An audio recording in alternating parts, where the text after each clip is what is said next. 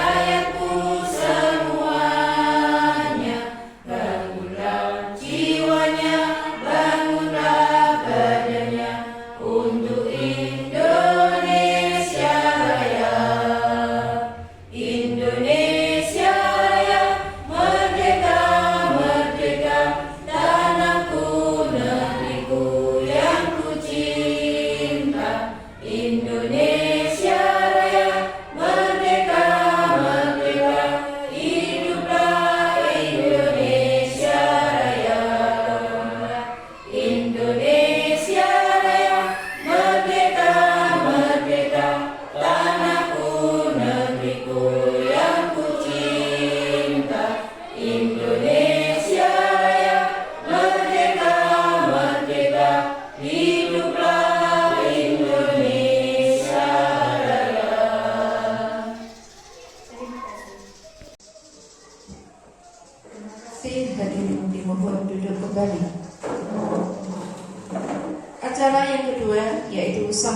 Kepala SD 3 Biji yang akan diwakili oleh Ibu Suparmi. Kepada beliau, Ibu Suparmi, Sarjana Pendidikan, dipersilakan.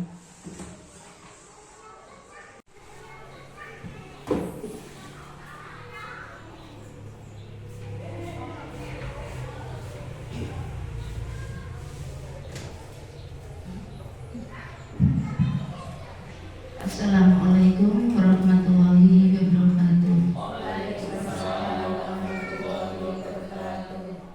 Yang terhormat Bapak Kepala Sekolah SD 3 Biji, Bapak Nasibudin SPD, yang saya hormati Bapak Ibu Guru SD 3 Biji yang saat ini sedang mengikuti diseminasi budaya positif. Sebelumnya saya menyampaikan marilah kita mengucapkan puji syukur kehadirat Allah Subhanahu bahwasanya pada hari ini kami bisa melaksanakan yaitu diseminasi budaya positif untuk calon guru penggerak dengan selamat, tidak ada halangan suatu apapun. Tak lupa salawat dan salam selalu kami berikan pada junjungan kita Nabi besar Muhammad Sallallahu Alaihi Wasallam dengan ucapan Allahumma sholli ala sayyidina Muhammad wa ala ali sayyidina Muhammad yang kita nanti yang syafaatnya di yaumil qiyamah. Amin.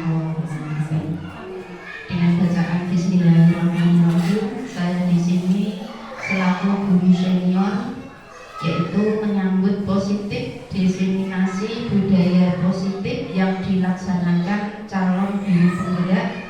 Kebetulan di SD 3 Biji ini ada 2 calon guru penggerak. Yang pertama adalah Ibu Isnawati SPD, yang kedua Bapak Nasibudin SPD. Saya selaku guru senior di SD 3 Biji ini mengucapkan selamat dan merasa bangga bahwasanya di SD 3 Biji ini ada calon-calon guru penggerak yang nantinya yaitu bisa meningkatkan pembelajaran khususnya di SD 3 Biji ini. Semoga dengan adanya guru-guru penggerak bisa memajukan pendidikan di SD 3 Biji khususnya di Dukuh Bakaran. Dengan jerih payah atau pembelajaran yang akan dilaksanakan selama 6 bulan bermanfaat, terutama adalah manfaatnya untuk anak-anak didik. Apa yang dipelajari di dalam calon guru penggerak, insya Allah bisa dilaksanakan betul-betul untuk kemajuan, terutama adalah sasarannya itu adalah anak didik. Jadi harapan saya selaku guru senior di sini, apa yang dipelajari, apa yang dilaksanakan nanti akhirnya setelah lulus bisa diterapkan betul-betul untuk anak didik. Apalagi di sini ada yang nanti dipresentasikan adalah diseminasi budaya positif. Otomatis dibudayakan secara positif untuk anak didik yang ada di SD 3 Biji. Secara umum nanti bisa juga secara budaya positif ke masyarakat sekitar kita, sehingga SD 3 Biji merupakan percontohan untuk jenjang pendidikan SD. Alhamdulillah di SD sini yang dulu sudah meloloskan guru penggerak yang pertama, entah angkatan berapa Pak Prima dulu? 7. Angkatan 7. Nah ini kebetulan angkatan 11 ada 2 guru. Semoga harapan saya nanti untuk kedepannya ada Bapak Ibu guru lagi yang bisa lolos menjadi calon guru penggerak dan akhirnya menjadi guru penggerak. Pesan saya, jangan hanya sampai di sini ketika Bapak Ibu ujian atau mengikuti guru penggerak, keaktifannya seperti itu. Tapi setelah nanti kita menjadi guru penggerak tidak diterapkan. Tidak itu yang diharapkan oleh pemerintah. Jadi gemblengan-gemblengan seperti itu dari pemerintah itu baik untuk menunjang kurikulum merdeka. Jadi betul-betul dilaksanakan dan akhirnya nanti setelah betul-betul jadi guru penggerak harus menjadi contoh dari bapak ibu guru yang lain yang belum menjadi guru penggerak, menjadi contoh yang disiplin sehingga yang belum menjadi guru penggerak itu akhirnya bisa ketularan. Oh, ternyata guru penggerak seperti itu. Setidaknya karena tidak mendapat gemblengan, akhirnya kita bisa mengikuti jejaknya. Yang diikuti jejaknya harus betul-betul menjadi teladan, contoh di depan. Baik itu perilaku, baik itu dalam penanganan anak. Jadi itu betul-betul harapan dari pemerintah. Yang kedua, harapan dari SD. Yang ketiga, harapan dari masyarakat. Sehingga sekolah kita walaupun di pedalaman itu mendapat peningkatan, setidaknya adalah karakter-karakter anak yang sudah dipelajari di GP, mungkin di event-event selanjutnya. Itu harapan saya. Harapan kedepannya, semoga anak-anak kita nanti juga menjadi pintar, menjadi cerdas. Apalagi sekarang ini adalah modelnya main IT. Anak-anak harus ditulari bagaimana dengan perkembangan teknologi sehingga pembelajaran sinkron antara guru penggerak, antara guru yang belum penggerak, antara siswa yang menerima. Itu harapan kami.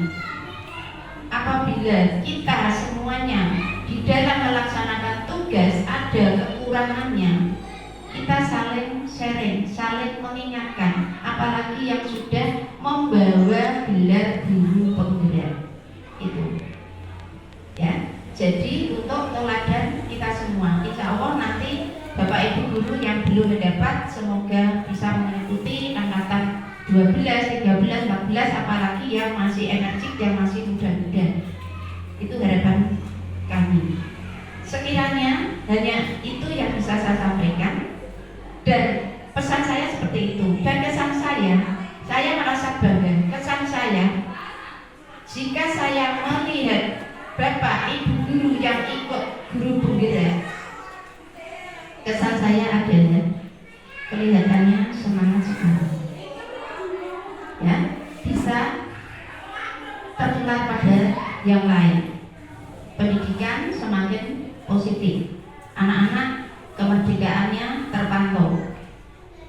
Semoga harapan kita semua nanti bisa terlaksanakan dan Bu Isna Pak Nasyidudin nanti bisa membawa gelar guru penggerak yang baik, bijaksana, aktif, bisa menjadi percontohan.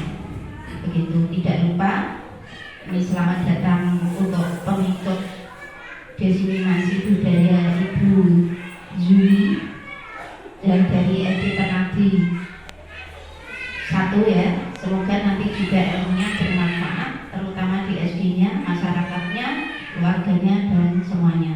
Hanya itu apabila penyampaian saya ada kekurangannya, ada kurang betulnya, saya pribadi mohon maaf yang sebesar-besarnya. Akhirul kalam, wassalamualaikum warahmatullahi wabarakatuh.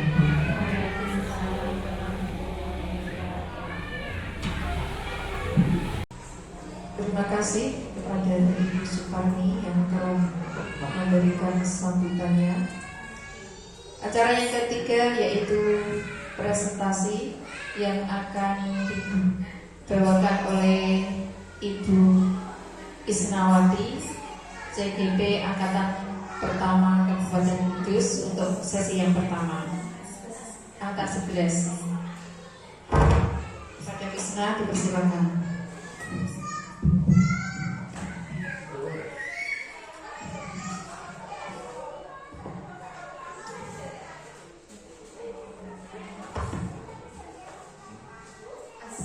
Assalamualaikum warahmatullahi wabarakatuh. Selamat siang Bapak Ibu semua. Masih semangat? biar semangat ya. Kalau saya bilang hai, kalian semua bilang halo. Kalau saya bilang halo,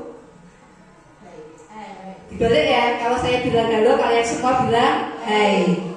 Halo. Hai. Hai hai hai. Halo halo halo. Hai hai halo. Semangat semua kelihatannya ya. Sebelumnya saya mau membacakan pantun dulu. Pergi ke pasar membeli paprika, pulangnya membeli gua, melewati gua ya. Sebelum presentasi dibuka, mari kita awali dengan berdoa. Berdoa sesuai keyakinannya masing-masing di dalam hatinya. Berdoa mulai, selesai. Ya, selanjutnya susunan acara sudah disampaikan sama Bu Kamidah tadi ya. Tujuan diseminasi ini yaitu untuk meningkatkan pemahaman guru tentang keyakinan kelas dan restitusi sehingga mampu menerapkan lingkungan sekolah yang positif di lingkungan sekolah ya. Pelaksananya terdapat budaya positif menjadi lingkungan yang positif di sekolah.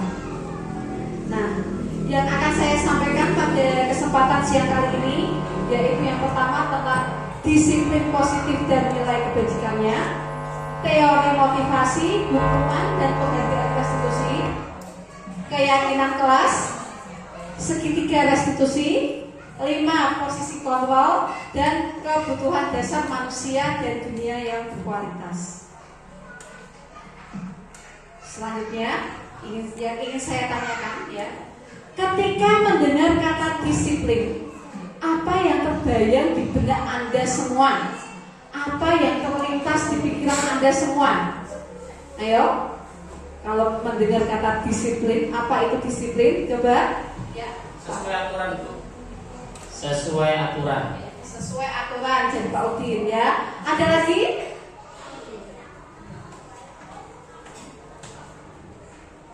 Menurut saya disiplin itu taat, taat pada peraturan yang ada. Ya, terima kasih ya. Taat pada aturan yang ada. Sekarang coba kita lihat apa itu disiplin positif. Disiplin positif itu berasal dari bahasa Latin disciplinica yang artinya belajar. Kebanyakan orang akan menghubungkan kata disiplin dengan kata tata tertib, teratur, dan kepatuhan pada peraturan. Kata disiplin juga sering dihubungkan dengan hukuman. Padahal itu sungguh berbeda, karena belajar tentang disiplin positif tidak harus memberikan hukuman. Justru itu adalah salah satu alternatif kalau perlu tidak digunakan sama sekali kata hukuman itu ya. Murid yang memiliki disiplin positif akan memiliki motivasi internal yang tinggi dalam menguasai diri untuk melakukan tindakan yang sesuai dengan nilai-nilai kebajikan universal. Nah, kebajikan universal itu apa sih? Nah, kebajikan universal itu ada banyak sekali. Salah satu contohnya yang sering kita kenal yaitu tentang profil pelajar Pancasila, yaitu beriman dan bertakwa pada Tuhan yang Maha Esa, berakhlak mulia, kebinekaan global, gotong royong, mandiri, kreatif, dan bernalar kritis. Selain itu ada juga primary year ya. Dan berikut ya bisa dilihat di slide. Yang selanjutnya tentang keterampilan hidup, nilai kebajikannya yaitu antara lain dapat dipercaya, lurus hati, pendengar yang aktif, tidak merendahkan orang lain. Ya. Selanjutnya ada the 7 essential virtues. Dan yang terakhir yaitu ini contoh-contoh nilai kebajikan institusi atau organisasi. Jadi banyak sekali nilai kebajikan ya yang bisa kita terapkan dalam budaya positif. ketika sebagai seorang guru ya kita selanjutnya aja ya langsung ke motivasi perilaku manusia. Sebagai seorang guru, saat Anda hadir mengajar di kelas tepat waktu, motivasi apa yang mendasari tindakan Anda? Nah, sekarang saya coba mau tanya sama Bu Nani. Kenapa Bu Nani kalau berangkat sekolah nggak telat? Ya tadi harus mempunyai sifat disiplin sesuai aturan yang ada di sekolah. Ada lagi? Nah, nih Pak Jibain, kenapa kalau sekolah itu berangkatnya pagi, nggak telat? Kenapa Pak? Tidak suka kalau ada siswa yang keliran. Ya.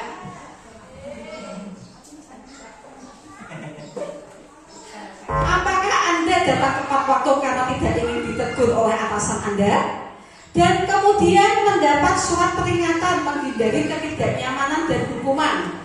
Nah, atau Anda ingin mendapatkan pujian dari atasan Anda, ingin mendapatkan pujian dari Pak Udin misalkan. Nah, atau ingin mendapatkan prestasi, penghargaan atau imbalan, atau ingin menjadi orang yang menghargai waktu, menjadi tauladan, atau takut TPP-nya nanti berkurang. Nah, apakah ada yang seperti itu? Ya. Apa takut kalau nanti dipanggil ke dinas karena absensinya jelek? Ya, pasti ada ya. Nah, itu semua adalah teori Diane Gosen ya, yaitu teori motivasi perilaku manusia. Yaitu yang pertama, untuk menghindari ketidaknyamanan atau hukuman. Yang kedua, untuk mendapatkan imbalan dari orang lain. Dan yang ketiga adalah untuk menghargai diri sendiri. Mungkin kita berbeda-beda motivasi perilakunya ya. Ada yang ingin mendapatkan imbalan, ada yang ingin mendapatkan penghargaan, ada juga yang ingin menerapkan budaya positif yang baik atau menjadi panutan yang atau suri teladan. Identitas sukses dan gagal ya. Dalam sekolah ya, kita biasanya menemui yang namanya hukuman atau zaman dahulu itu kita dihukum ya. Kalau sekarang sudah beda lagi. Ada konsekuensi dan restitusi. Restitusi itu caranya, nah nanti kita bahas ya restitusi. Ini semua adalah contoh-contoh yang hukuman itu terlalu menyakitkan. Kalau yang konsekuensi sesuatu harus terjadi, dan yang restitusi itu kita dikasih pilihan, ya. Beberapa poinnya ya bisa diperhatikan.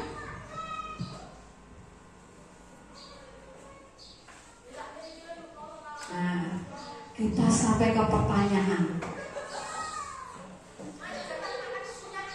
Jawabannya cuma 3 Bu. Jawabannya ini hukuman, konsekuensi atau restitusi.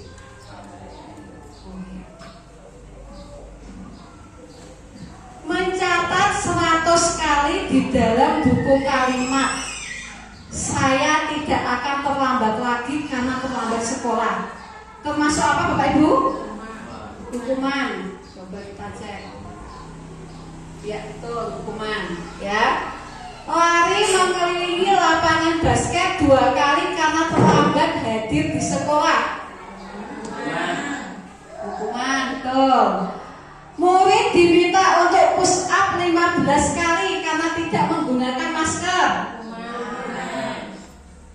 Iya, betul.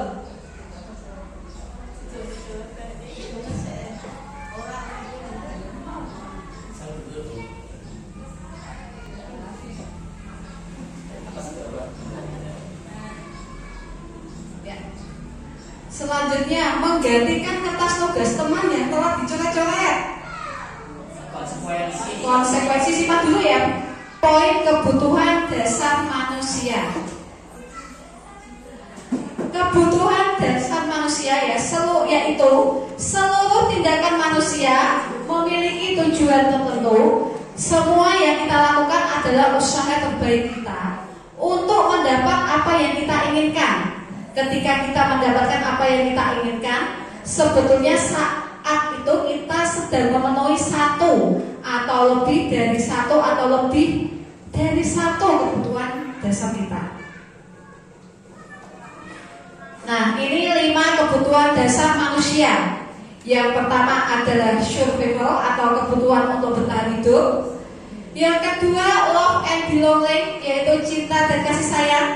Yang ketiga, freedom atau kebebasan. Yang keempat, fun atau kesenangan. Dan yang terakhir, kekuasaan atau power. Salah satu contohnya ya, Dinda, seorang anak kelas 3 SD, begitu tiba di rumah sepulang dari sekolah, menangis dan mengadu pada ibunya bahwa dia benci pada Ibu Rani. Gurunya, Bu Rani gurunya ya. Menurut Anda, kebutuhan apa yang berusaha dipenuhi oleh Dinda jika Dinda menjawab sebagai berikut? Nah, kebutuhan apa? Dinda nangis sama ibunya.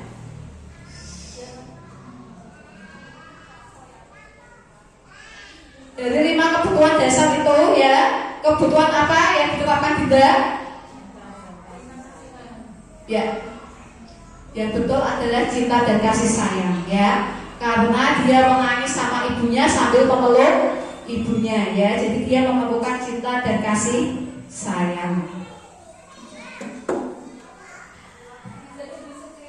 Sekarang seperti tadi ya, jawaban Bagas ya. Aku merasa bangga dan keren.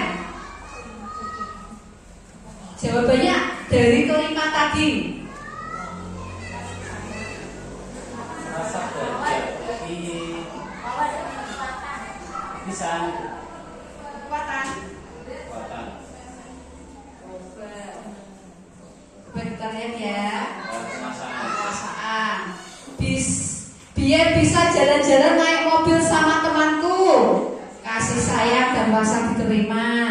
Menyetir mobil itu seru. Kesenangan.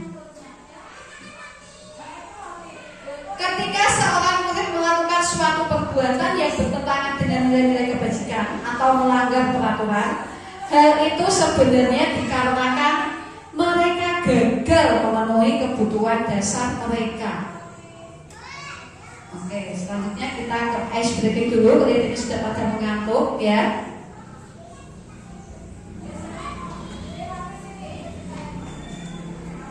Ya, aturan main ice breakingnya yaitu jika dan maka. Ya, jika dan maka. Nanti yang sebelah sini menanyakan jika, yang sebelahnya menjawab maka. Contohnya, jika aku adalah kelinci, maka aku akan melompat ke sana kemari. Nah, yang jawab Bu Nani nanti. Yang menanyakan jika Bu Nani Hamidah, yang menjawab maka nanti Bu Nani Haryanti. Oke, bisa? Ya. Jika aku anaknya Jokowi, maka aku merasa bangga. Jika aku bangga, maka Jika aku bangga, maka aku akan senang.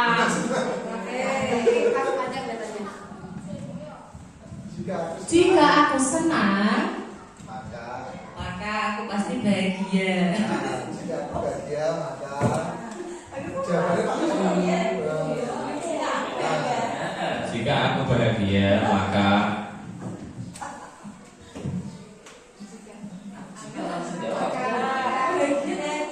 Jika bahagia maka aku akan menyanyi. Jika aku menyanyi, maka saya jawab sinten. jika aku menyanyi, maka aku kembali bahagia lagi. Oke, terima kasih Bapak Ibu semua ya.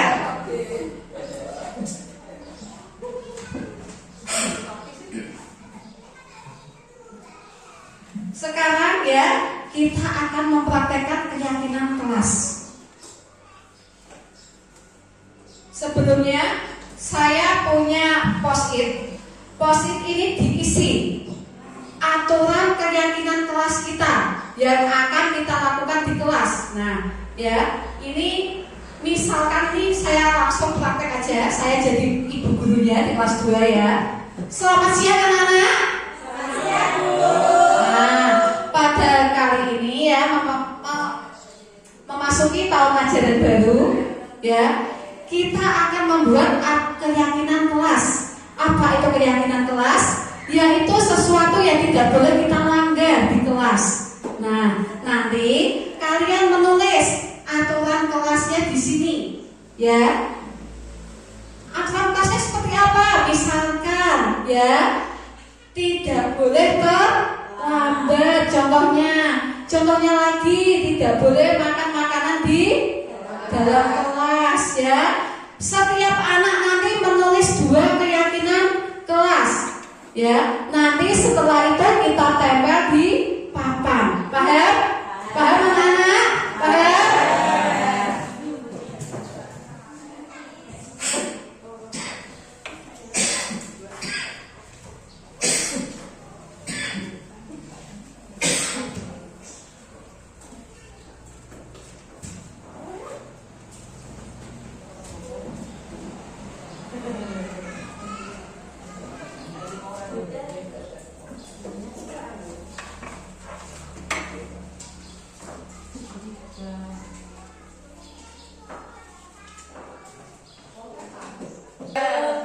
Oh, anak-anak ya, sudah semuanya anak-anak? Sudah, Bu.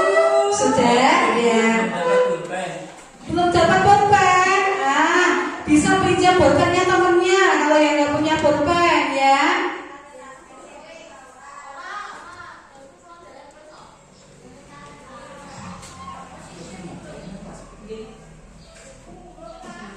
Sudah anak-anak? Sudah, Bu. Kalau sudah ya, dimulai dari anak Ida dulu, Bu Ida. Di Ida ya, ditambahkan di sana ya. Nah, ya di Ida.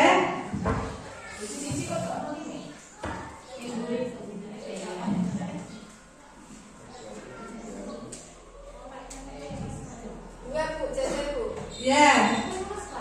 Selanjutnya Bu Ina melanjutkan.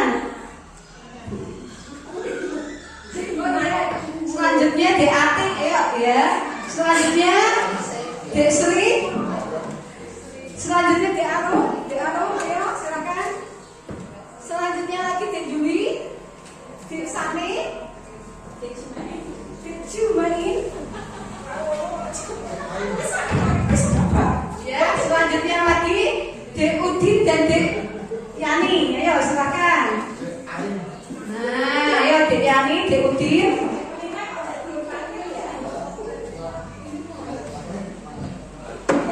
Oh iya, Dek Prima hari ini izin ya, karena oh ya, Dek Prima pergi tamasya.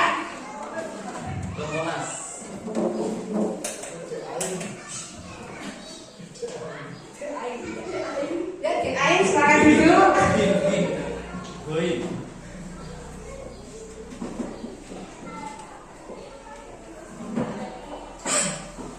Nah, dari keyakinan kelas ini ya, yang telah kalian buat semuanya anak, akan Bu Guru pilih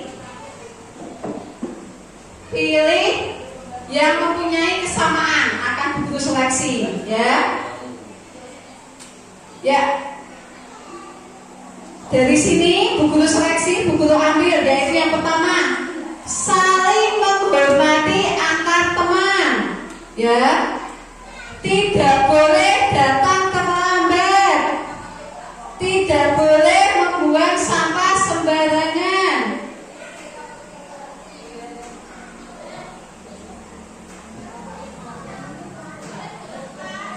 Oke, sebentar saya cari lagi.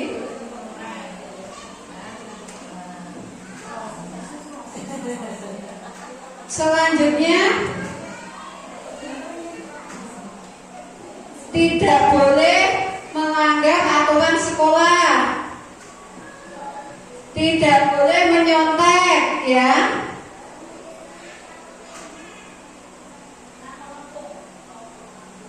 Oke, ya sudah ya.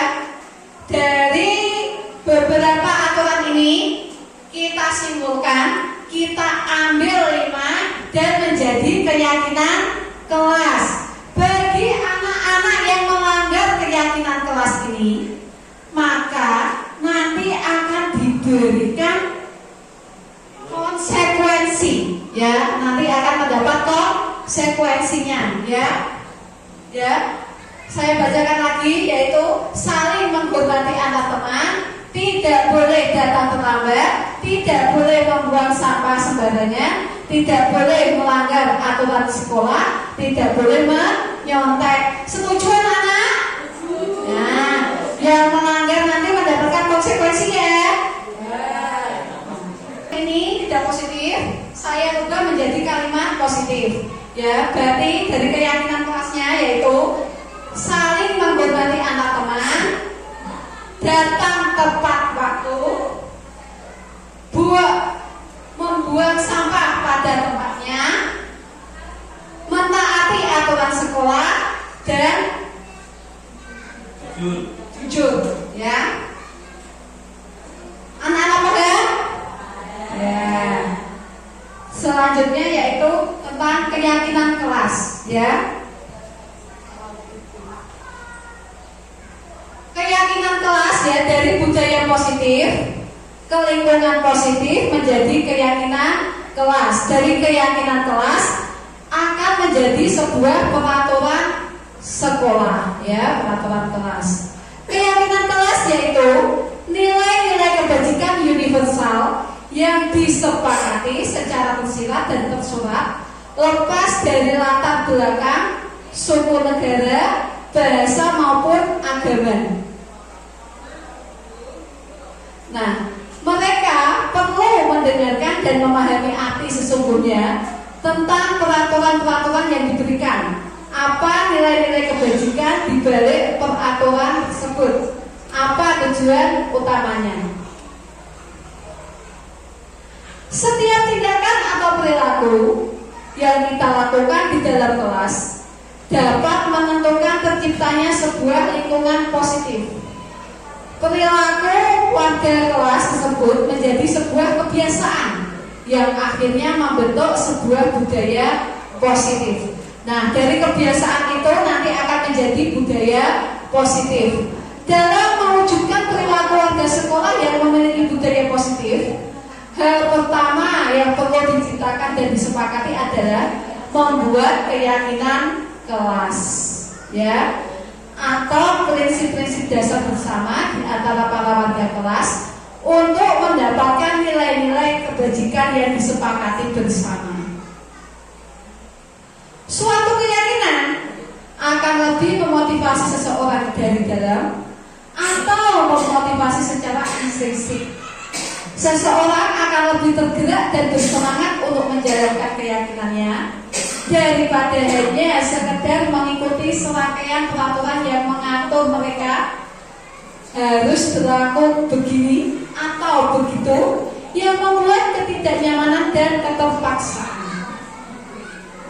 Keyakinan kelas merupakan metode untuk menimbulkan kembali disiplin positif yang didasari oleh motivasi dari dalam diri melalui proses curah pendapat dan pada akhirnya disepakati bersama.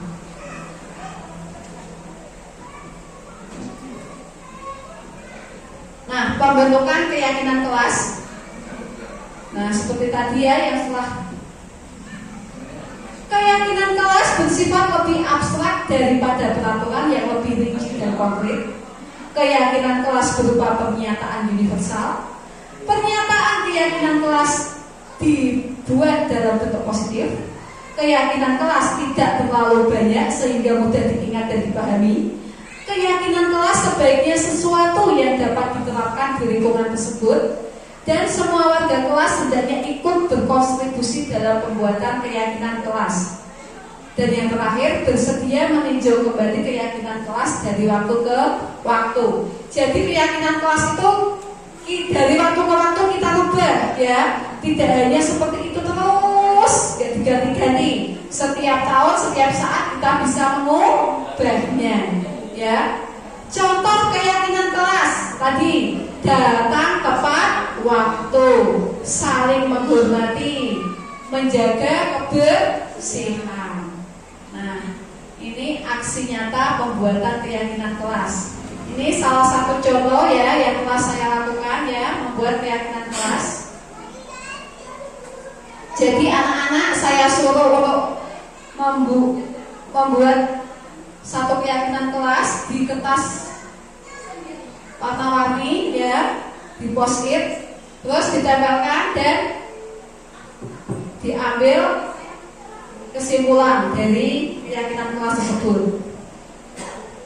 Nah, ini dokumentasinya ya. Ini yang saya lakukan di kelas 2 ya. Kebetulan itu adik cantik ya, murid kita.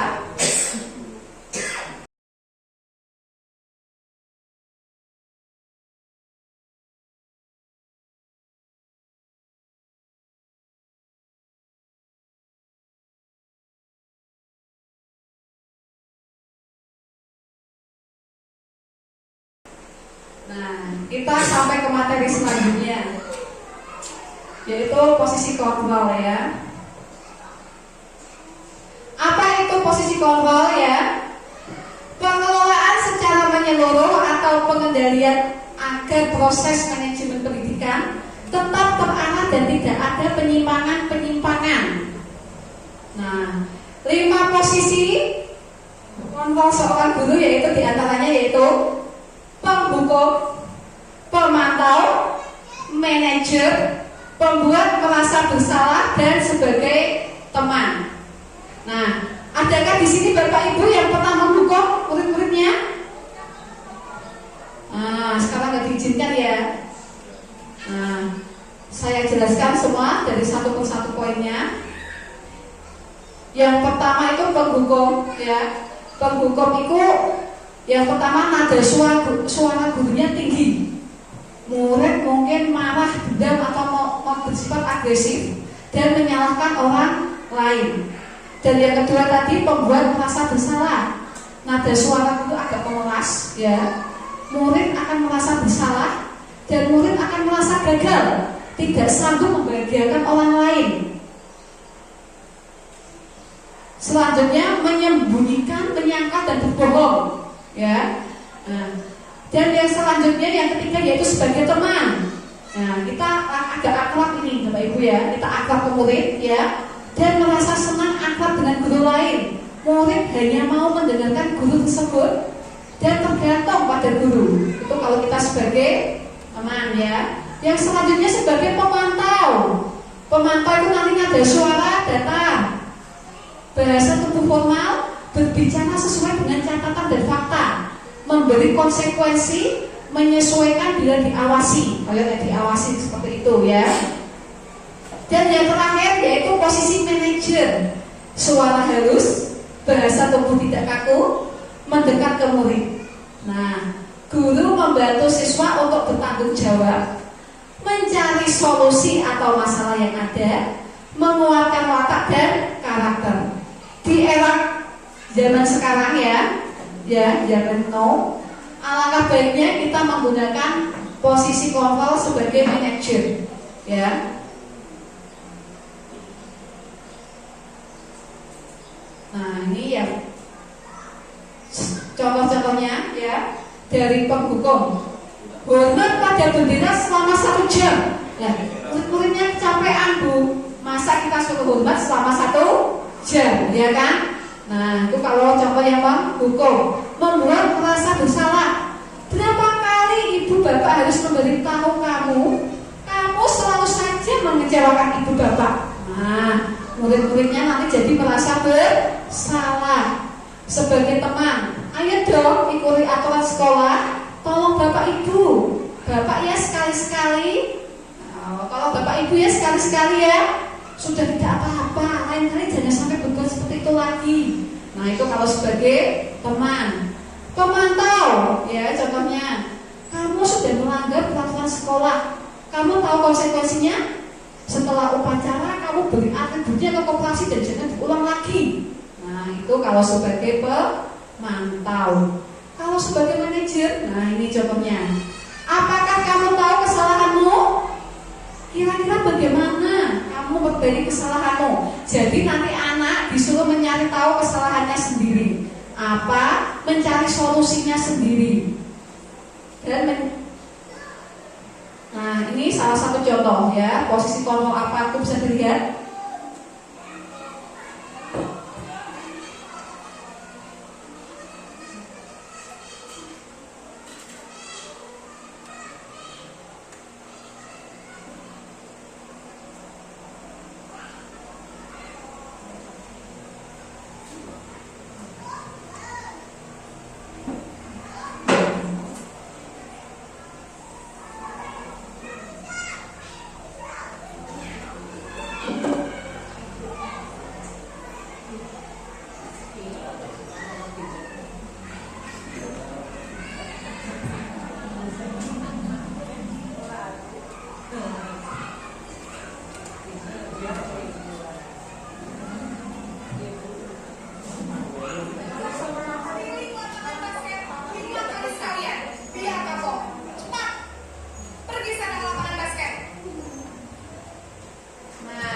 Itu contoh posisi kontrol apa Bapak Ibu?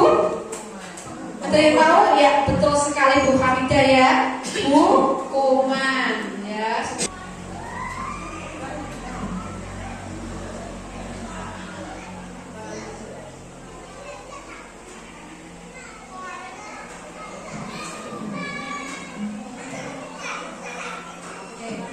Bapak Ibu guru semua ya, mari kita renungkan. Berada di posisi apakah kita selama ini? Sebagai penghukum, sebagai manajer, sebagai pembuat merasa bersalah atau apa? Selama ini?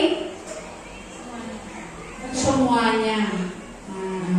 Ya mungkin tanpa kita sadari kita melakukan semuanya ya. Selanjutnya kita sampai ke materi selanjutnya yaitu segitiga restitusi.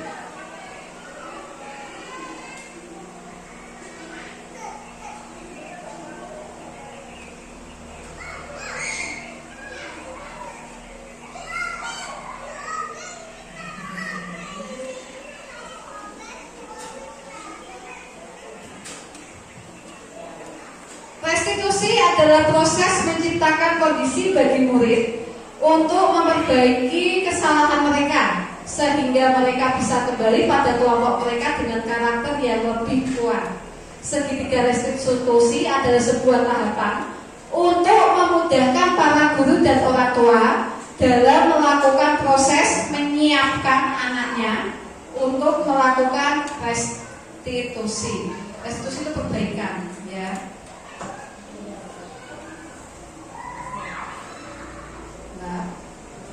Nah, dari segitiga restitusi itu terdapat 3 tahapan.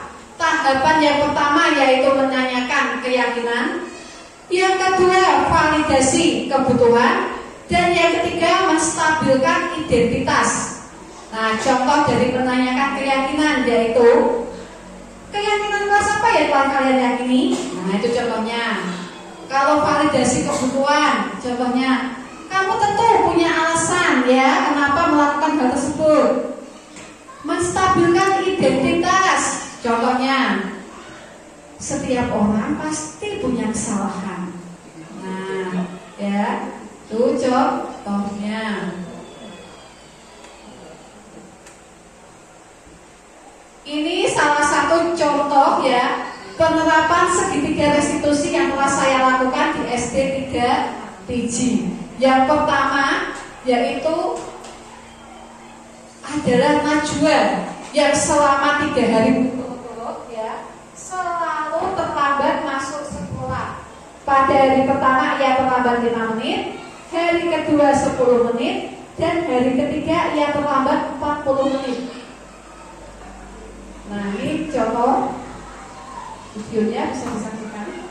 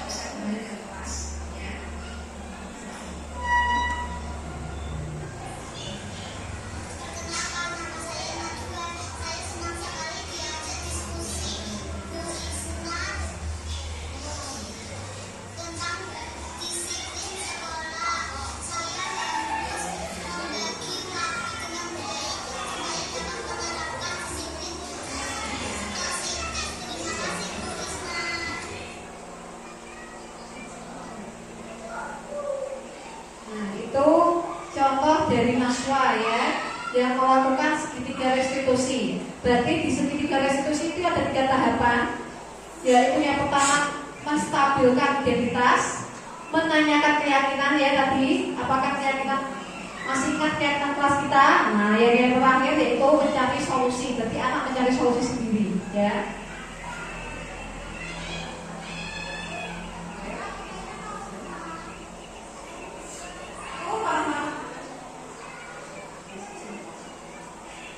Ini penerapan segitiga restitusi yang kedua, yaitu menyontek ketika ulangan. Nah, saat penilaian akhir semester ya, Clara tidak belajar karena kelalaian yang tidak belajar. Dia kesulitan dalam mengerjakan soal-soal yang ada, sehingga Clara menyontek jawaban Radit. Bu Isna kemudian meminta Clara untuk menemuinya di kantor. Ya.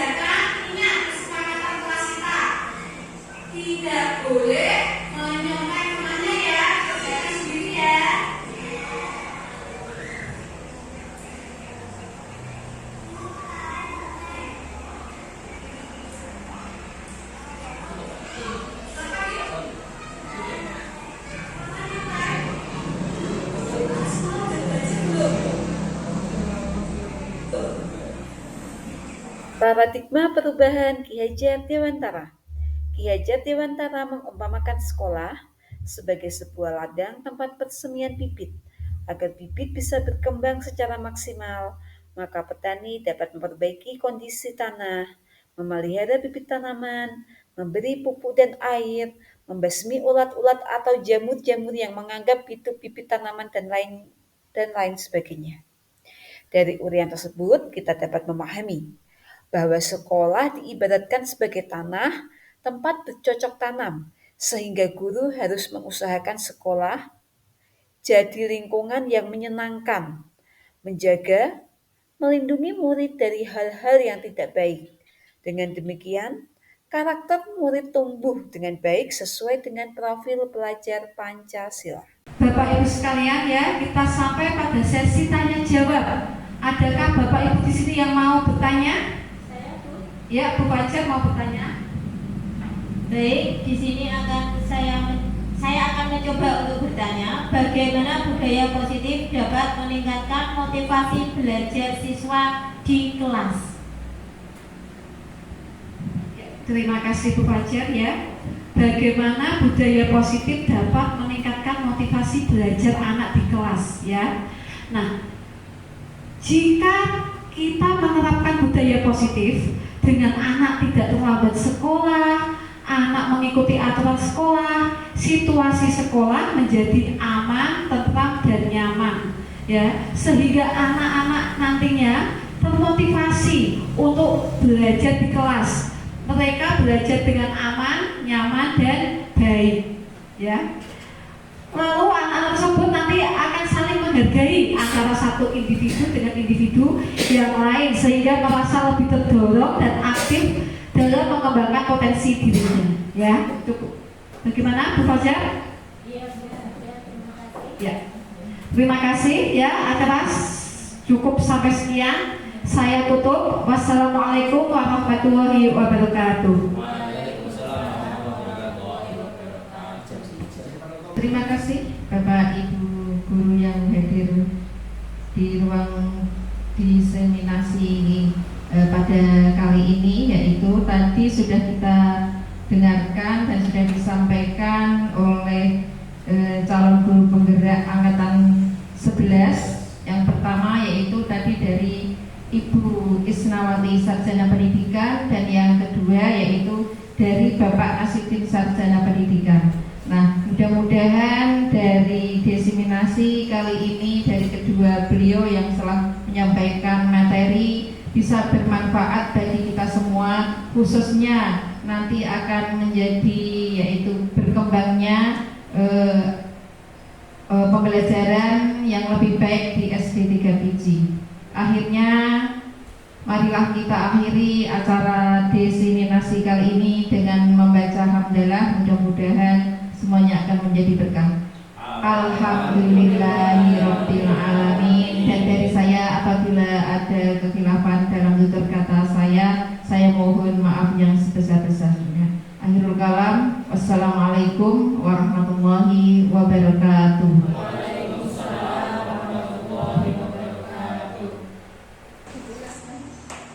Assalamualaikum warahmatullahi wabarakatuh. Perkenalkan, nama saya Prima Edi Prianto. Saya mengajar di SD 3 Biji. Saya mengampu mapel PJOK di SD 3 Biji. Baik, saya akan memberikan testimoni terhadap diseminasi yang diberikan oleh narasumber, yaitu Bapak Nasibudin dan Ibu Isnawati, tentang diseminasi disiplin positif. Yang saya dapatkan yaitu tentang segitiga restitusi. Karena sebelumnya saya belum mengetahui segitiga restitusi itu apa. Dengan adanya diseminasi, saya dapat mengetahui diseminasi tentang segitiga restitusi itu. Dengan adanya segitiga restitusi, saya dapat nantinya akan memberikan kepada anak didik saya tentang segitiga restitusi, yang mana anak tersebut mempunyai masalah atau permasalahan yang dihadapi baik dari pembelajaran atau permasalahan yang lainnya, sehingga saya dapat berdialog, berinteraksi langsung dengan anak didik saya tentang permasalahan yang dihadapi, sehingga anak tersebut dapat mengetahui permasalahan apa yang dihadapi dan anak dapat mengetahui solusi dari permasalahan tersebut. Terima kasih kepada Bapak Ibu narasumber, Bapak Nasibudin dan Ibu Isnawati. Semoga dapat menginspirasi banyak guru-guru yang ada di SD 3 Biji. Mungkin itu yang dapat saya berikan kepada beliau-beliau. Kurang lebihnya saya minta maaf. Akhir kata, wassalamualaikum warahmatullahi wabarakatuh. Assalamualaikum warahmatullahi wabarakatuh. Saya Nani Hamidah, Sarjana Pendidikan Islam. Saya mengajar di kelas 1 SD 3 Biji. Di sini saya akan memberikan testimoni terhadap diseminasi disiplin positif yang diberikan oleh Bapak Nasibudin dan Ibu Isna tadi, yaitu yang bisa saya ambil pelajaran di sini yaitu tentang 5 posisi kontrol. Sebenarnya di sini saya sudah belum tahu ya, ternyata yang saya lakukan saya bisa tahu di sini saya posisinya di mana itu sekarang saya sudah tahu. 5 posisi kontrol diantaranya yaitu penghukuman ya, 2 membuat merasa bersalah, 3 sebagai teman, dan 4 sebagai pemantau, 5 sebagai manajerial. Di sini guru yang tepat adalah sebagai manajerial terhadap setiap ada permasalahan di kelas. Gitu, semoga bermanfaat bagi saya khususnya dan juga bagi semua guru-guru yang ada di SD 3 Biji. Terima kasih kepada Bapak Nasiruddin dan Ibu Isna yang telah memberikan pembelajaran tadi sehingga kami bisa lebih mengetahui dan berpengalaman tentang pendidikan. Terima kasih dari saya. Akhirnya, wassalamualaikum warahmatullahi wabarakatuh.